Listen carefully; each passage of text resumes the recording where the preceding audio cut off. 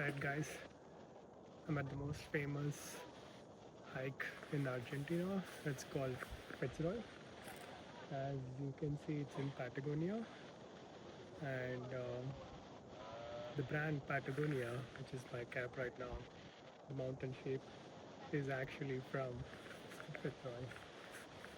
So it's been inspired in this mountain to make the brand logo as Patagonia.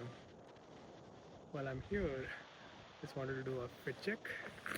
So from Patagonia, this is the only thing that was affordable because it's super expensive.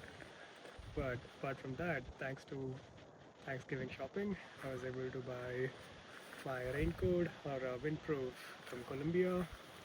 My windbreaker also inside is from Colombia. My hiking pants is from REI Co-op.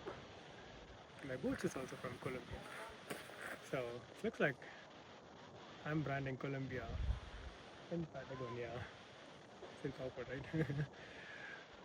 And my backpack is from Highland Out Trail, which is from Burlington. Pretty cheap.